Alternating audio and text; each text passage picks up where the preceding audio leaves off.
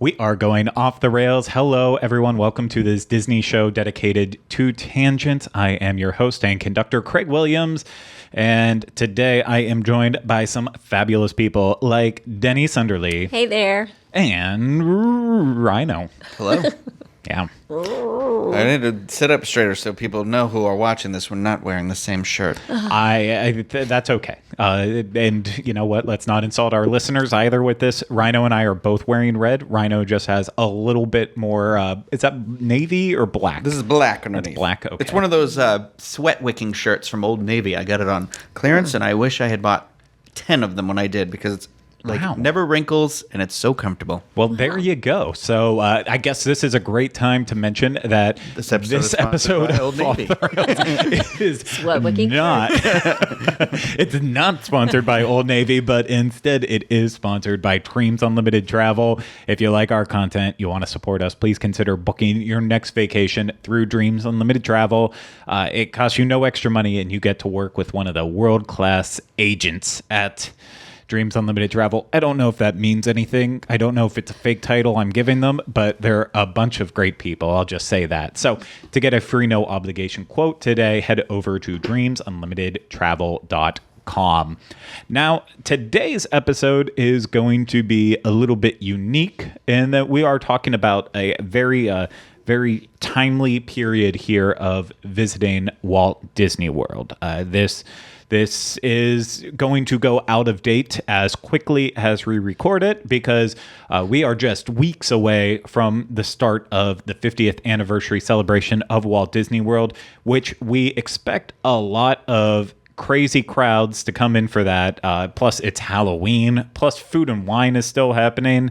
And, then once November rolls around, the Christmas holiday season is starting up in Orlando and Walt Disney World as well, too. So it's probably going to turn into a very busy time period as it moves on here. But right now, in this current moment of visiting Walt Disney World, it's just really unique. So we kind of want to share about the current experience of what it's like visiting Walt Disney World in this moment. And I know we're going to have some disagreements on what it's like just because right before we started recording, Denny is having a lot different experiences than I'm having and as Rhino's having too. And so it's all going to be very interesting. So I can continue talking or I can let someone else speak up like you, Denny, but it's your choice.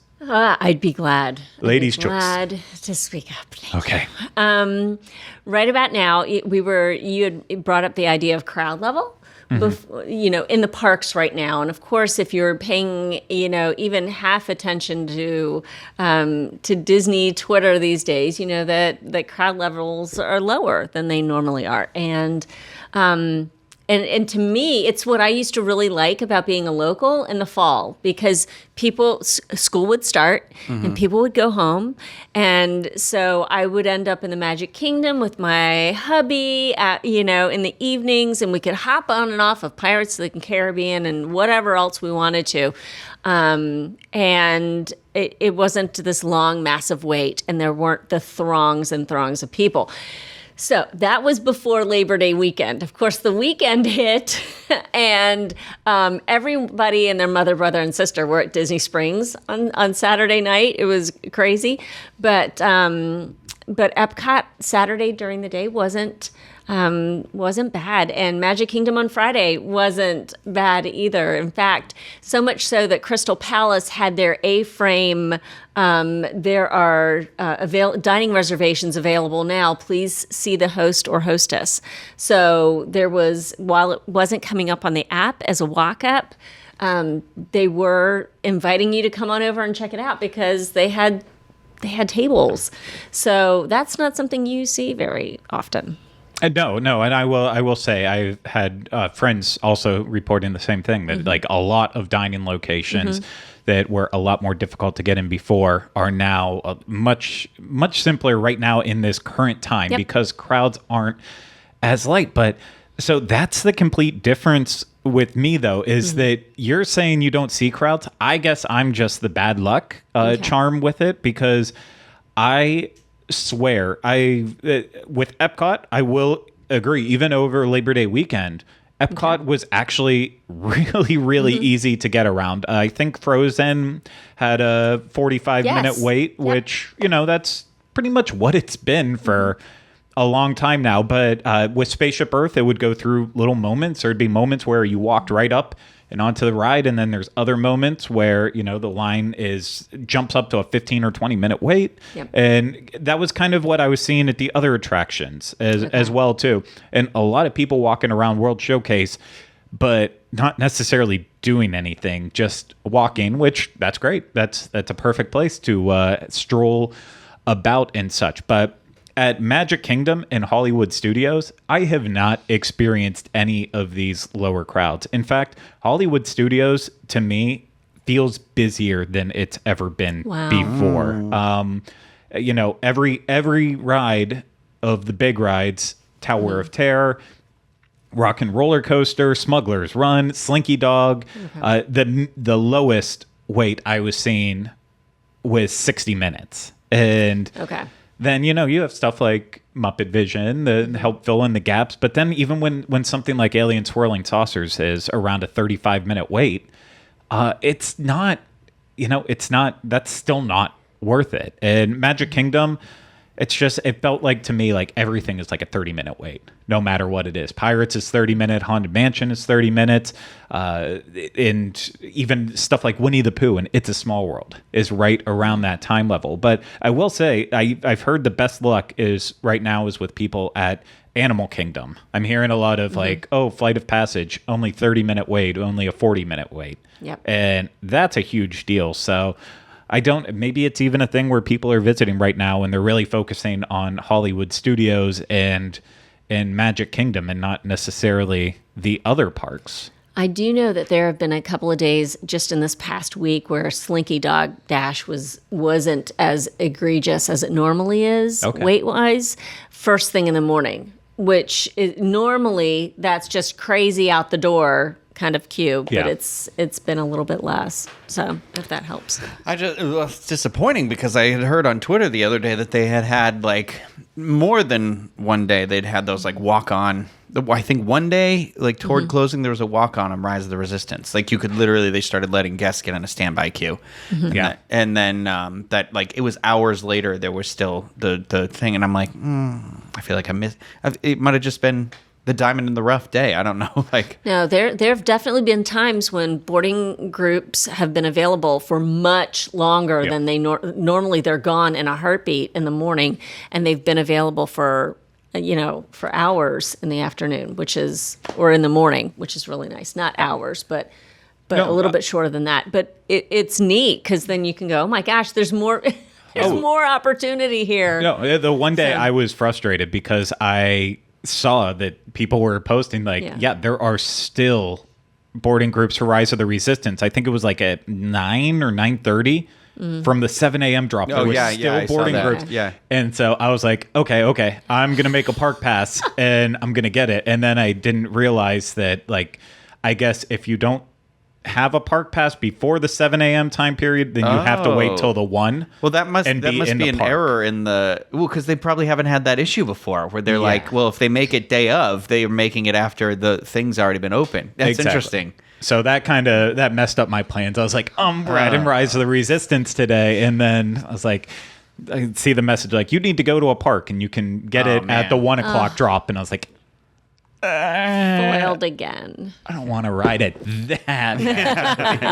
I love it a lot though. And that was like one of the weirdest parts, seeing that I think it happened in Disneyland and Walt Disney World at like the same exact time. It was like the same day where that kind of broke with Rise of the Resistance, that you can still get boarding groups so late in the day. And with Disneyland though, it made sense because they announce Magic Key details when it's going on sale.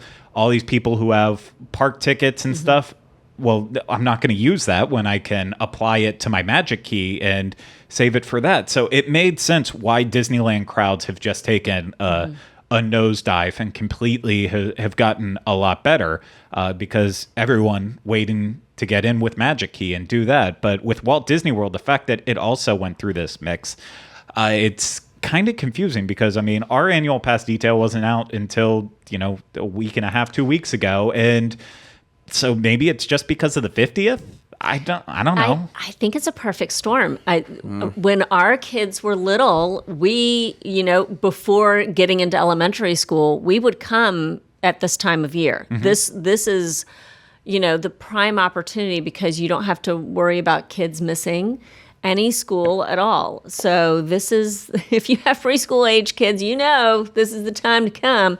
But the impact, I think I think it's the 50th, it's school back in session, it's COVID, it's all of it, all put together. Oh yeah, no, 'cause we're still missing out on international visitors, and I know Canadians are crossing more freely now. But in terms of Europe and beyond that, I know it's a lot tougher for people to still get here. And then there's a lot of people in the United States who are looking at Florida and saying, "No, thanks. Thank you." I'm good. I can pass on." But it is very bizarre though, and like a lot. I also wonder too, is starting Food and Wine Festival in the middle of the summer also helping in terms of that? Because when Food and Wine wasn't starting until August, like especially when it would start late August. I mean, I feel like I still remember back to the days where it didn't start until September, and that was to bring in the crowds during the slow period in September, and then that just slowly went away as it started going into August. But maybe people who were like excited about that event, like, oh, we're going to get here first thing in the summer.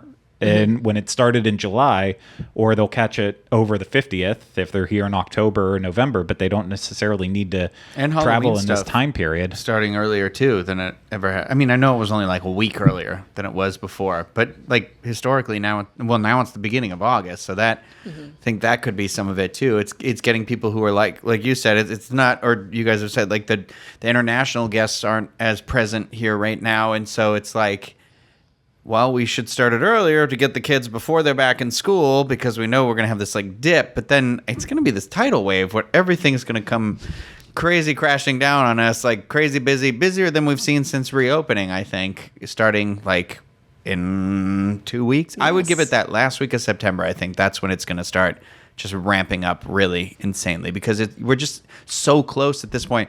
Also, think about it. The annual pass program doesn't start until the 8th, right? Is that it? It's this week, right? Yeah, tomorrow. It's like tomorrow, yeah. As of recording this. So that's where I'm like, I know that Steve was here recently, and he was saying that he literally extended his trip by 2 days because it would cost less money to apply the cost of his, like, however long the ticket was that he had into an annual pass than it would be to just get another one. Because it's like, all I have to do is come back one more time. And he's like, and I know I will in a year. And so that's where I was like, I don't know if that's factoring in some way too, that it took away any of those people who've been buying those like 3 or 4 day tickets. Yeah. And now they're like, oh, well, why would I buy a ticket when I have a pass on the horizon? And so it's interesting. I don't know. That's the one thing I don't know about. So my parents moved to Florida recently, and they've been also waiting for annual passes like everyone else has. And, but they were also in the mindset of they're going to come back, so we're not going to buy tickets. So they haven't been an impact for a while. And I wonder how many other Floridians who are like, no, we can wait. It's not that big of a deal. But I don't have any input as far as that. I know people who love Disney and have annual passes, and that's obviously the group that we're in. Whether or not I worked for the Diz, I would have some form of annual pass for Disney. And then there's the other Floridians who maybe benefit off of Disney as an employer or Universal as an employer, but they could care less. There is no tourism in Florida that is interesting to them. So it makes it very hard to generalize about Florida in that way, because it does come down to there's theme park people who live here, and then there's people who it's like, yeah, it's this annoyance. It makes traffic worse. And that's kind of what it is. Mm-hmm. And getting back to what you said about food and wine, I feel like there is some food and wine fatigue. And I think it's cool that the people who are visiting who have a broader window in which to visit the festival now. But I think it is almost like, okay, like I enjoy. It's always there. It's always there. It's a perpetual festival at all times.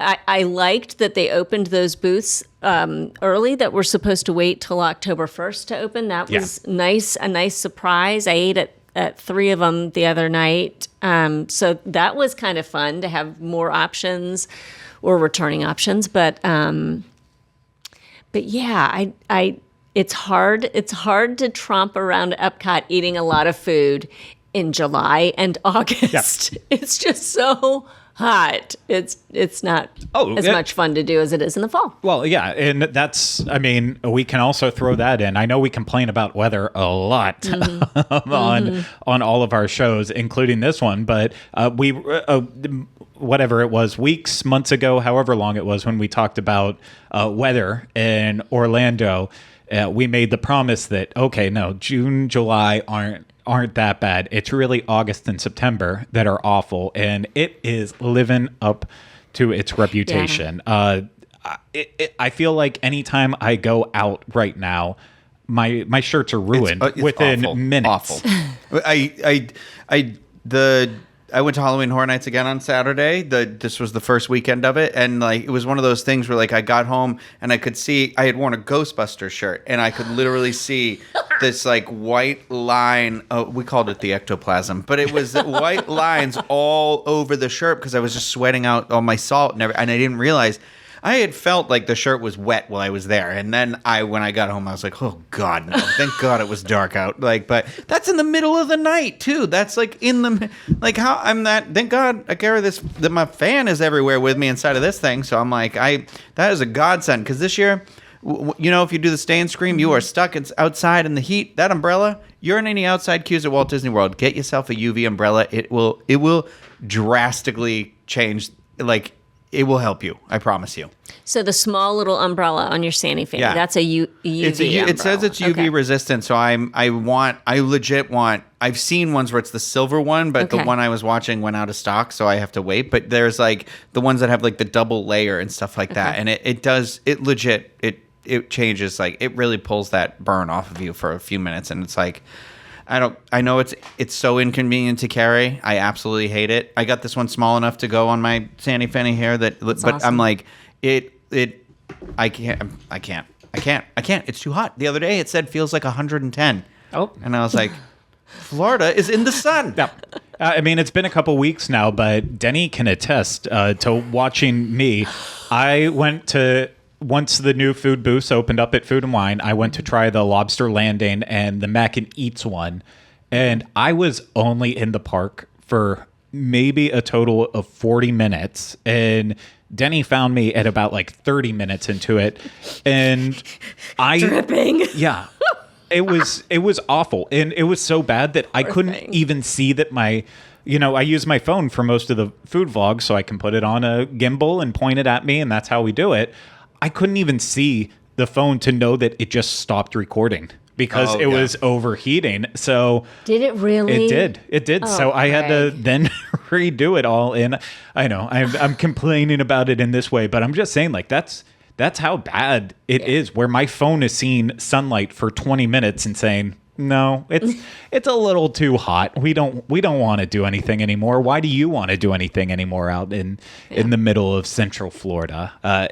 It's wild. Tough. It really is tough. Like even walking the dogs for like, I take them each separately, and it wasn't long walks in the middle of the day, obviously, because their little feet can't handle the pavement. And I don't have sidewalks where I live, so it's like I have to carry Rocket from the front door to the grass part on the side because he won't walk out otherwise because he hates it. So Artie does a little bit, but it was like just literally the walk was maybe 10, 12 minutes, and my shirt was like drenched. Like I had to take it off. When I got in the house, I had to take it off because I was like, I need to stop sweating or I've just ruined this shirt that I literally just put on. Like it's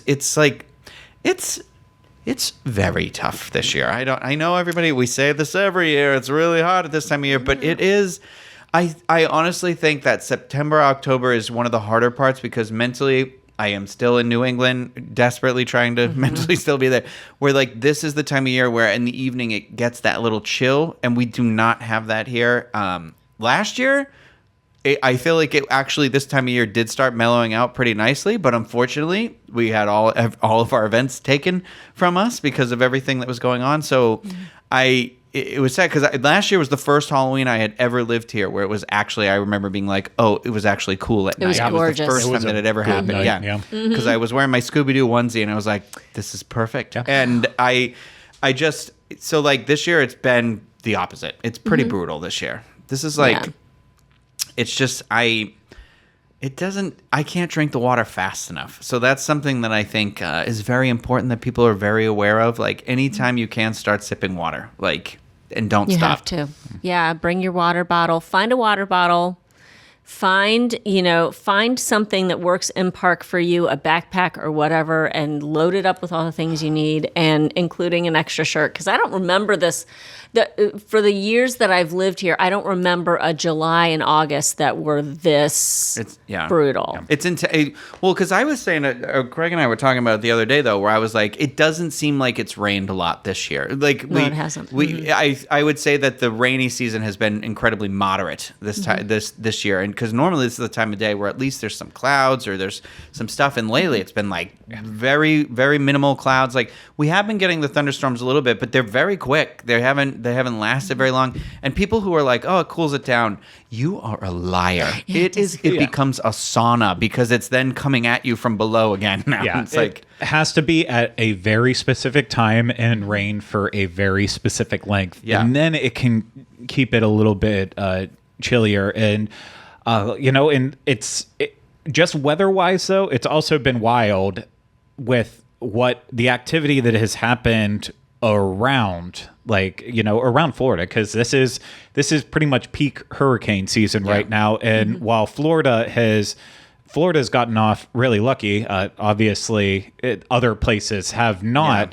But that also does impact the weather and what it's actually like down here too during that time, because when we are seeing more storms in that area, it usually does bring in those days of cool after it goes through. But everything's just been avoiding us right now. And, I wish it would just avoid the entire United States, especially after seeing, the last hurricane that went through and had such a huge impact on New York and Philadelphia and just all the devastation from that. That's just so tragic.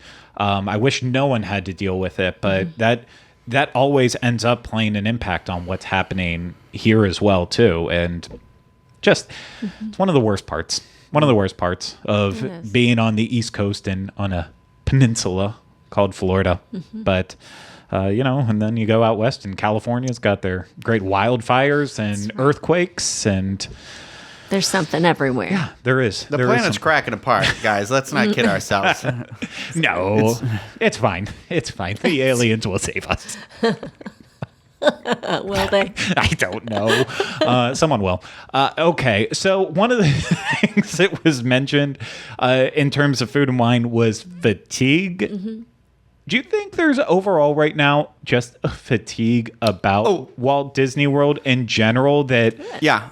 Oh, okay. I will stop. Denny said something and I forgot to actually comment on it because you did say it. You said the fatigue about it, and that I feel like also the food and wine is now the map for what has become all of Walt Disney World, where it's been, you know what I mean? Like you have to pay to go to Epcot, and then it's it's microtransactions within that, and that is one of those things now where we've seen it. It's been one blow after another here is what I feel like, with the annual passes coming back the way they are, priced at what they are, while removing, again, more benefits. So we keep talking about, we keep removing stuff. And it's become one of those things where I'm like, I don't know about you, but I have this feeling in the pit of my stomach right now that is, I'm talking like, this is what I felt when I when I was in my worst place as a cast member, where it was just really just beaten down left and right.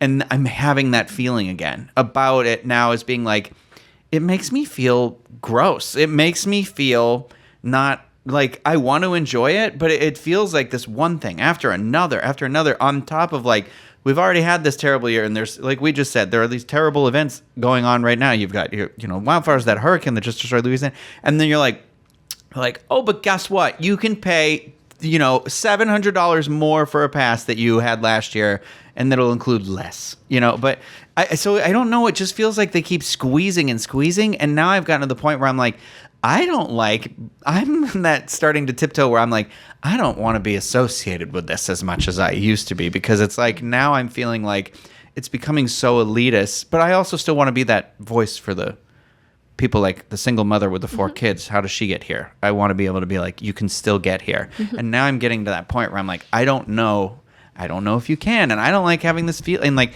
it's all on top of we're about to have the 50th, which should be this like fun celebration, which now is starting to feel a little more stressful than I want it to be. And I know part of that is our job, though. I know the big part of that is our job, but you know what I mean? It's starting to remove a little bit of that like free and fancy fun that you have, like you talked about earlier. The September nights, just going and enjoying it, like looking forward to it. Yeah. It's different. My aspect on that too is I mean, obviously I agree with pretty much everything you're saying with it.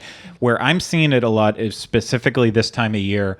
Like last year, it was a crazy time, and I'm so glad the parks were open. And like with Magic Kingdom, the little bit of Halloween stuff that they did give to us, that was like, okay, this is nice. Even though it's not over the top and crazy. It's just it felt like their way of saying, okay, yeah, we know the world's still in a bad place, but we're here to bring you joy in this. And now this year, it's like we're more open than we were last year. And it's, I mean, but granted, the theme this year is greed.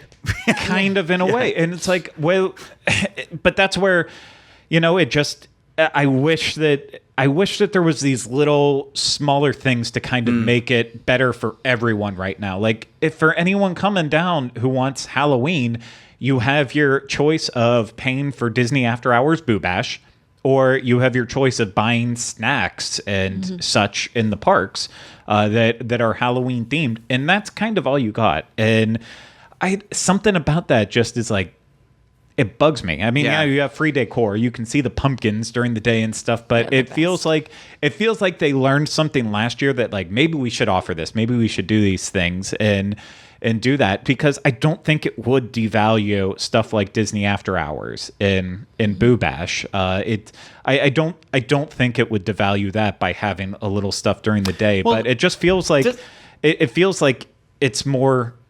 It feels like you do have to put more effort, energy, and time into getting what you want now. Yeah, and it feels a little like bait and switchy, because you got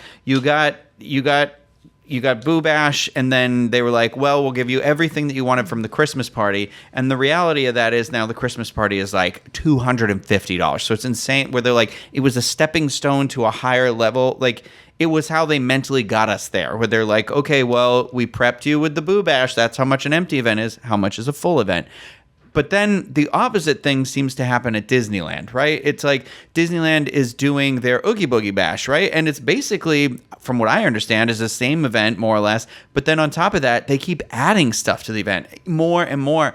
And what I have heard from people who work in those roles is that it's because of the massive, overwhelming negative feedback they have received from Boo Bash, is that they were like, we can't do the same thing here. So everything they keep adding is literally them scrambling to add the stuff, which is okay, because you know what? They're getting 19 villains there, including like Agatha, stuff that we can't get. They're going to have Cruella from the new Cruella there, and like stuff like that, where I'm like, we don't forget about us, I guess. Like, and it feels like it's also happening in a time where it shouldn't be forget about us. Look at us, 50 years old, 5-0. Like, we're still kicking. Why do you keep treating this like, I don't know. It just feels like two different minds are making the decisions about the two different experiences. And like, it's great. And I know that I love Disneyland so much. Like, and I don't know. There's just something here. A different vibe is starting to be created here that I am just like, I don't know. Last year, in what you were saying, Craig, about how they were bringing out some of the Halloween things last year, and even though it was during the day, and even though it was cavalcades, just to see, a bit, just a snippet of Halloween, snippet of Christmas felt really, really, really good. And I think they, as a company, were in on the emotion of it all along with us. This year, it is, holy moly, we've got to recoup some of our losses here, and like it or not, we are the cash cow. I mean, that's it. Yeah. We've got people who come in, spend, a bunch of whatever they need to spend while they're here, and they scoot out, and they might come back and they might not. But we're like what you're saying about Disneyland, we're the test bed. Yeah. Right? Yeah, that's what it feels like, for sure. Yeah. And so it's hard. It's hard because we want them to feel all the feels with us, and they're not. We've talked about that on the Tuesday show. But so this year it is, you kind of do have to sift through some of that, and you have to reconcile it in your own self before you come or you don't come. And going back to that single mom and her kids, I think they can still come. Just it's going to look different than before, because maybe she's staying off property, and maybe she's always stayed off property. Because you can get an entire house for a fraction of what you pay for a room on Walt Disney World property. But maybe she's just having to sift through and make some different choices, which is absolutely unfortunate that she has to, but also that's how a business has to bounce back from everything that's gone on with the pandemic. They've got to try to make it up somewhere, and like it or not, that's our role. It's hard because it's one of those things, though, where I'm like, they have an unlimited wallet. Like in all the companies that exist in the United States, in the world. Craig and I think had this discussion last year where we were like, it's a scenario where we even said we don't think the government would allow Disney to fail because it's become too intrinsic to everyday life, and so like maybe the streaming service would fail, stuff like that. But I can't imagine a world where they would have allowed the theme parks to like physically close. I imagine they would have stepped in and purchased them or something like that. It was the same way they did I believe the other parks that were not domestic have all been owned by governments at some point or another. But like it's one of those things where I don't know. It's hard because they also were at the top of their game right before this all happened, and then I'm sure the fear is we don't want to be like it was in the 90s again. I had a point to make with it, and it was a good one. It was a good one. About money, about the company, the government. What? No, it wasn't. Government, money, bounce back.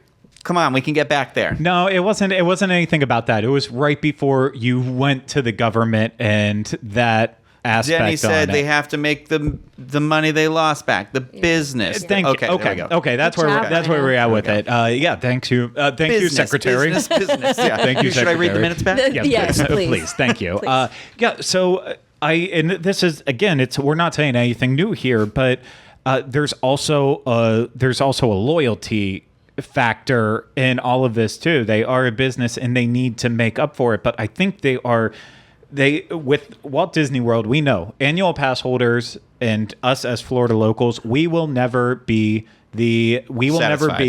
satisfied. Yeah. We will never have our voices heard the way we want our voices heard. And I've accepted that. I think a lot of people have.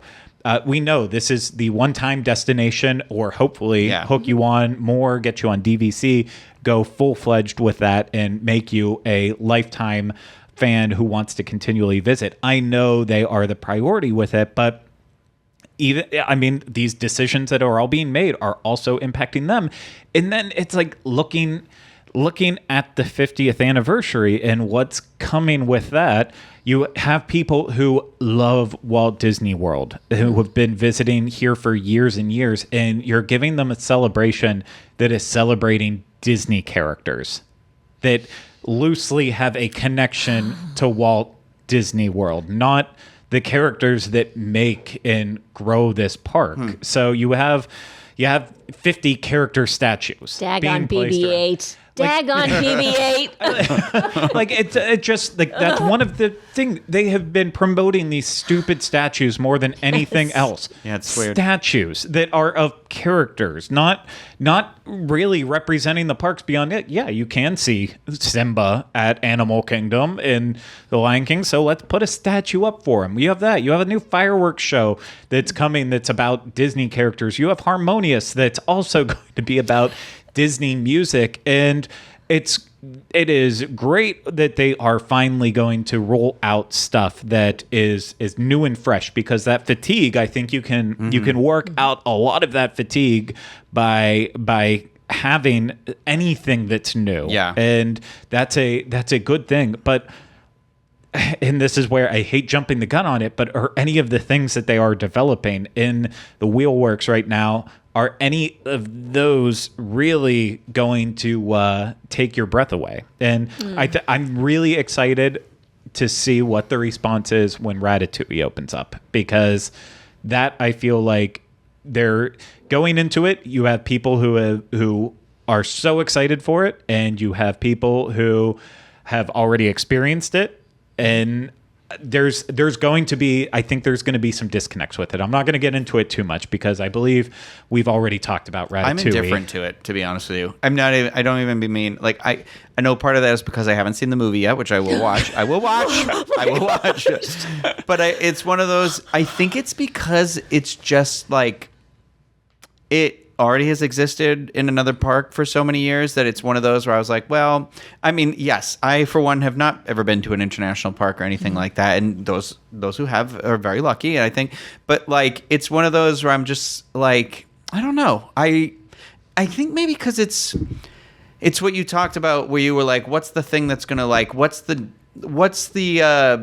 you know, what's the sign that's always on whenever there's construction walls, right? Like, it's all about, like, it's supposed to keep moving forward and forward. And I don't know, because I haven't ridden it yet, so I'm speaking prematurely, is that I don't know that this has something that is new and different offering about it. So I'm hoping that, because my expectations are where they're at, I'll be very happy when I ride the ride, and that'll be good. And I am all about adding more dark rides that are for all family members as well too, because I think that's very important here, you know.